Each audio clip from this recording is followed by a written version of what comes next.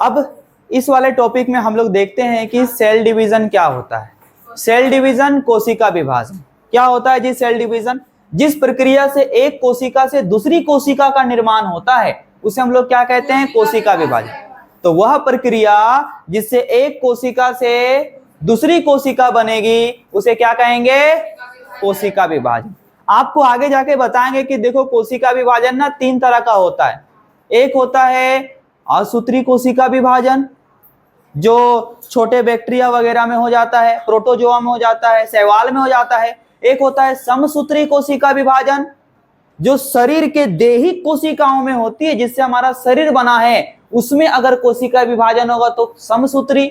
और एक होता है अर्धसूत्री कोशिका विभाजन, अगर लैंगिक जनन की कोशिकाओं में कोशिका विभाजन होता है, जैसे पुरुष के स्पर्म में अगर कोशिका विभाजन होता है और स्त्रियों के अगर अंडाणु यानी ओवम में कोशिका विभाजन होता है, उसको हम लोग बोलते हैं अर्धसूत्री कोशिका विभाजन।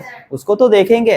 फिलहाल ये जानो कोशिका विभाजन का मतलब क्या है। अगर एक कोशिका विभाजित हो रही है तो उसे हम लोग क्या कहेंगे, कोशिका विभाजन। एक कोशिका से कितना बन गया, 2 गो। हुआ कि नहीं हुआ, यही क्रिया कहलाएगा कोशिका विभाजन। चलिए जी, अब आगे हम लोग देखते हैं कि कोशिका विभाजन में भाग लेने वाले कौन कौन से कोशिकांग है, कौन से कोशिका का अंग कोशिका विभाजन में भाग लेता है। सबसे पहले देखिए, ये अगर आपको कोशिका दिख रहा है तो इस कोशिका के बीच में क्या है, इस कोशिका के बीच में है केंद्रक, न्यूक्लियस। इस केंद्रक के बीच में क्या होते हैं, केंद्रक में क्या होते हैं, गुणसूत्र यानी क्रोमोसोम, है ना। कोशिका में क्या होते हैं, केंद्रक, और केंद्रक में क्या होते हैं, गुणसूत्र। क्या होते हैं।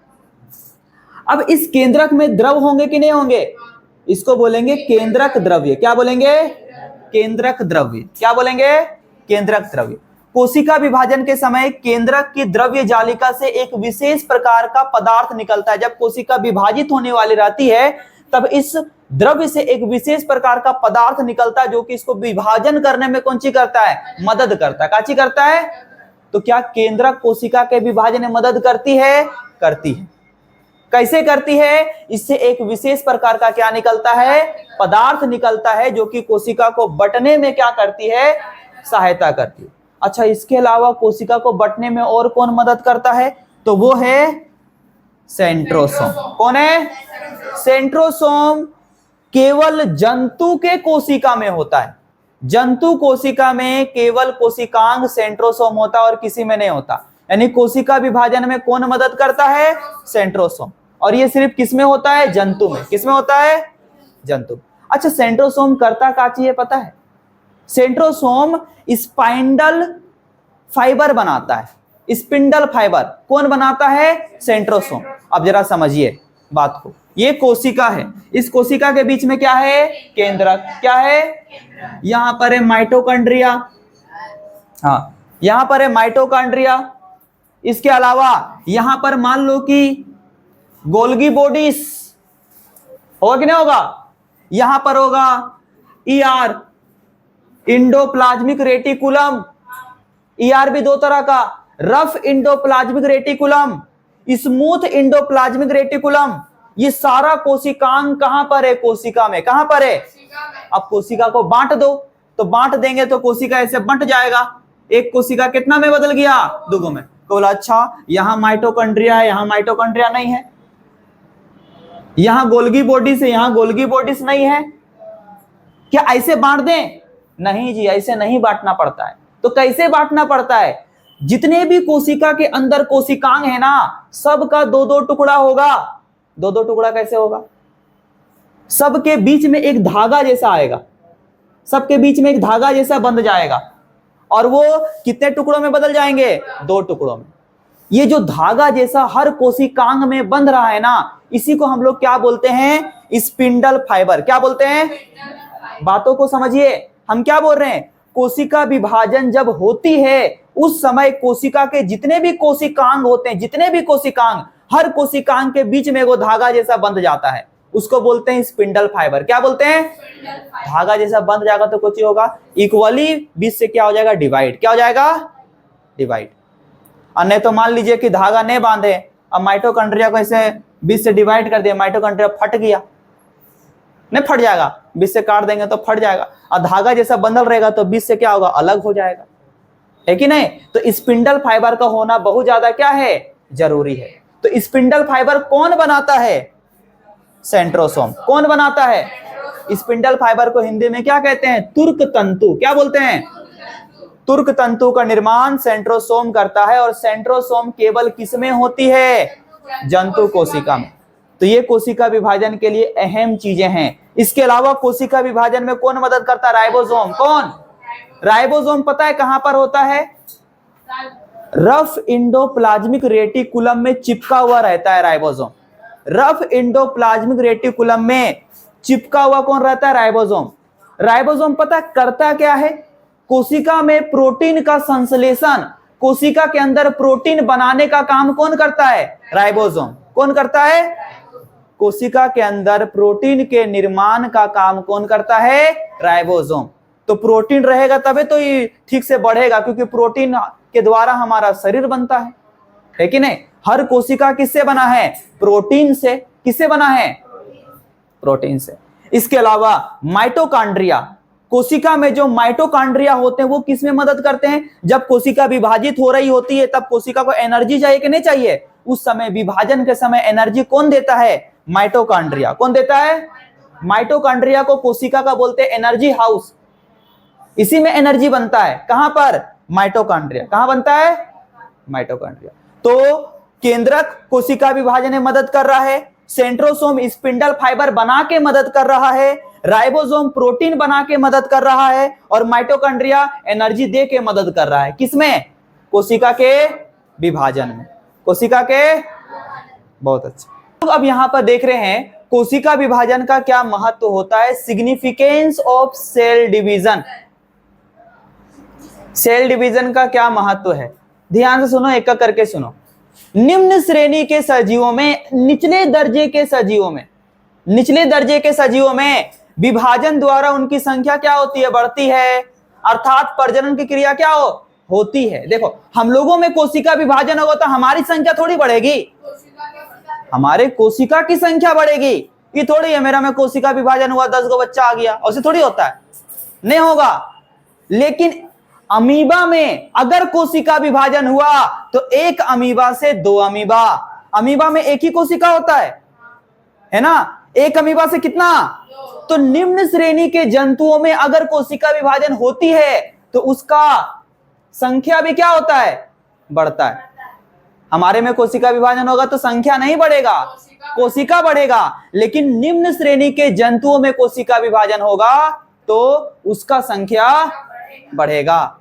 नेक्स्ट, बहुकोशिकी सजीवों में, ऐसे सजीव जो बहुकोशिकी हैं, जिसमें एक से ज्यादा कोशिका है, इसके द्वारा कोशिकाओं की संख्या क्या होती है, बढ़ती है। हम लोग जैसे बहुकोशिकी हैं, हमारे में कोशिका विभाजन होगा तो कोशिकाओं की संख्या बढ़ेगी, कोशिकाओं की संख्या बढ़ेगी, जिससे नए नए ऊतकों का निर्माण होगा। अब ज्यादा कोशिका तो नया नया ऊतक बनेगा, कोशिकाओं से मिलकर क्या बनता है, ऊतक। और वृद्धि होगी, हमारे में कोशिका विभाजन होगा तो वृद्धि होगी। बचपन में छोटा सा रहता है, धीरे धीरे उसका लंबाई चौड़ाई ऊंचाई सब बढ़ जाता है, इसका मतलब क्या हो गया, वृद्धि हो गया। कोशिका विभाजन हुआ तभी तो वृद्धि हुआ, बिना कोशिका विभाजन का वृद्धि होगा, नहीं होगा। इससे सजीवों में मैच्योरिटी आती है, मैच्योरिटी मतलब परिपक्वता। कोशिका विभाजन होगा, आपका वृद्धि होगा तो आपके अंदर थोड़ा सा मैच्योरिटी आएगी, है ना। अच्छा जी, इस क्रिया द्वारा घाव कटा फटा शीघ्र भर जाता है। मान लो कहीं कट गया, वहां पर मांस दिखे लगता है, धीरे धीरे उसमें कोशिका विभाजन होगा। जब कोशिका विभाजन होगा तो वो कटा वाला जगह धीरे धीरे मेकअप हो जाएगा, प्लेन हो गया एकदम। कोशिका विभाजन होगा तभी तो प्लेन होगा, नहीं तो कटल रह जाएगा हमेशा। बचपन में 10 जगह कटा लिया, 10 जगह घाव लेके घूरते रहिएगा, समझे कि नहीं। उसके बाद सजीवों का आकार और भार बढ़ता है। सजीवों का आकार किससे बढ़ता है, कोशिका विभाजन से। बच्चों में कोशिका विभाजन तेज गति से होती है। देखना छोटका को बच्चा 2-3 साल के बाद तुरंत इतना बड़ा हो जाएगा, इतना बड़ा नहीं जाता है, दौड़े लगता है एकदम, कोशिका विभाजन ज्यादा होता है। लेकिन आप नोटिस नहीं किए थे, नोटिस कीजिएगा, पैदा होगा तो इतनी को रहेगा, 2 साल में इतना बड़ा हो जाएगा, इतना बड़ा, 3 साल में इतना बड़ा हो जाएगा। लेकिन उसके 3 साल के बाद ही नहीं कितना बड़ा हो गया, 6 साल में नहीं, फिर धीरे धीरे विकास होगा, धीरे धीरे। ठीक है, चलिए विक्की, या तो प्लेस चेंज कीजिए या तो चुप रहने बोलिए। एक होता है बदमाशी, और तुम कर रहे हो बदमाशी का हद पार। अगर तुमको नहीं पढ़ना है तो क्यों पढ़ते हो? पढ़ाई का मन नहीं है, पढ़ाई छोड़ दे। माँ बाप का पैसा बर्बाद, टाइम बर्बाद। जब कोई चीज समझा रहे तो समझ उसको। समझना है कि नहीं समझना है? समझना है ना, तब नहीं तो आ जाओ यहां पर, समझाओ। अगर आता है तो समझाओ। हम भी बैठते हैं वहां पर, देखते हैं अच्छा से समझ में आना चाहिए। सर सर ये वाला डाउट है सर, बताइए सर। हाँ